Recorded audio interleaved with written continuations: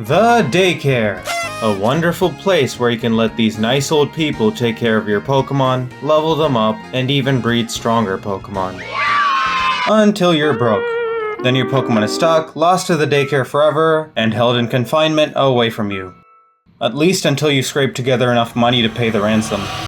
You then can't help but wonder, is this the real reason why Gamefreak silently removed Daycares Generation 7 onward? Unlike real life where you pay for clearly defined services up front, the Daycare only charges after providing the service. Which wouldn't sound that bad, if it weren't for the fact that they aren't defined services. The longer you adventure, the further you progress, the more they provide their services.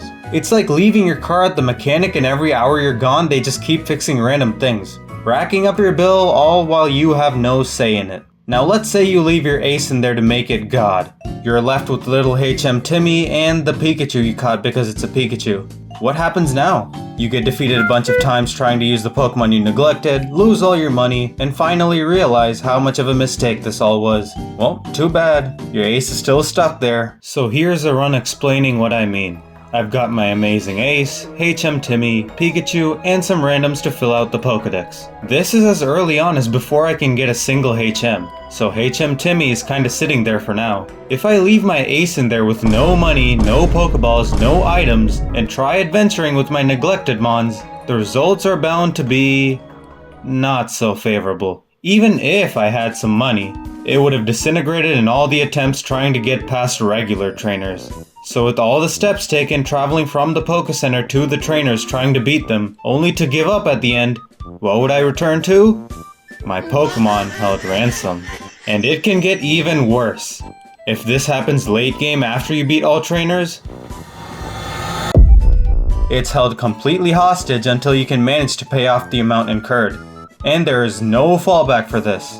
Every step you take to earn more money makes it more expensive too. What is this, a loan with 1,000% interest rate? If you get to this point, your options are bleak. You could either look for a Meowth with Payday or train your Pokemon in the wild, something I would never wish upon my worst enemy. Doesn't this kind of defeat the entire purpose of the Daycare? A place to assist progression brings about way more of a grind, all incurred by faulty design. This system punishes ambition with regression, and it's never been truly questioned, until now, as this current implementation has gone without check for far too long. Let's establish the context. It's a nice place run by a daycare couple meant to help level your Pokemon as you adventure, and also breed stronger Pokemon in later iterations. Every step gave you a single experience point, and it cost a baseline 100 plus 100 per level when withdrawing. Let's say you wanted to go from level 50 to level 60 to steamroll the competition. That's 100,000 steps and $1,100. And when learning new moves, it automatically deletes the oldest slot to learn the new move by default. And you cannot control this apart from switching the order up. Additionally, you naturally do not gain any EVs from Pokemon being leveled in the Daycare, which could be a positive if you're EV training optimally. Although not a big deal, you do miss out on some extra stats. Lastly, Pokemon do not evolve in the Daycare. So leaving a Pokemon in there and letting it get level 100 before evolving them is probably not a good idea. So what was the purpose of its implementation? It's meant to get your lower level Pokemon up as you continue progressing with your already strong Pokemon. But there's no rule enforcing that, meaning a careless deposit can cost dearly. Theoretically, it's possible to break your save enough to the point where it's faster to just start over rather than trying to train whatever Pokemon you have available, effectively being a pseudo soft lock. In Gen 1, you could only put one Pokemon in at a time, but in Gen 2, with breeding introduced, you can now let 2 Pokemon in. However, this also came with a small bug. The experience always lowers to the lowest possible amount for the level when withdrawn. So if you took your Pokemon back before leveling up even once, you could even lose some EXP. Pokemon could also earn some hidden EXP past level 100, but it doesn't really matter since it does set your EXP to the lowest possible amount anyway. But the real question is, did they make that intentional to cover up for the bug?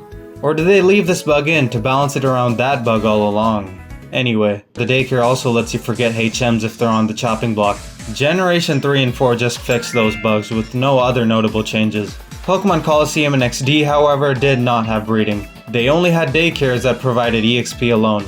Colosseum purified Shadow Pokemon left at the Daycare, whereas XD just removed the ability to deposit Shadow Pokemon entirely. Then I guess Gamefreak began to notice the flaws in Gen 5. Because although the core system was still the same, they made some pretty interesting changes. Black and White only allowed one Pokemon at a time until you got the bicycle, and Black and White 2 restricted the Daycare until after you beat the game entirely. Generation 6, however, does go back to the traditional system, but here's where it stopped. From Generation 7 onward, there was no Daycare. Breeding now happens in nurseries, which don't level your Pokemon. They removed the system and never looked back.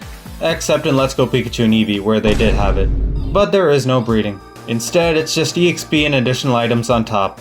For every 500, 1500, 3000, 5000, and 8000 steps, you had a chance of getting one of the following items in the tables. Now for the main question, why? It could be from Gamefreak trying to abolish the outdated system even before it could get called out on a larger scale. As the Pokemon audience grew, it was only a matter of time before there were even more victims of the Daycare system. And they can't just force players or even tell them to not put their ace in. As a game that's supposed to reward freedom and experimentation, there should be no traps. Although the Daycare meant well, such a monetary system simply cannot exist in Pokemon anymore. Could it have worked if they had the Daycare charge for levels up front and refunded partial amounts if you withdrew early? Maybe, but it seems they didn't want to bother trying, opting for the nursery and picnics over salvaging what could have been from the concept of a Daycare. Maybe one day we'll get it back, with the system truly in favor of players without any glaring flaws. But we'll have to see in Pokemon ZA. Perhaps Kalos can bring about the Daycare back, new and improved. But until then... Or maybe they believe this would be enough to quell the complaints of the new EXP share.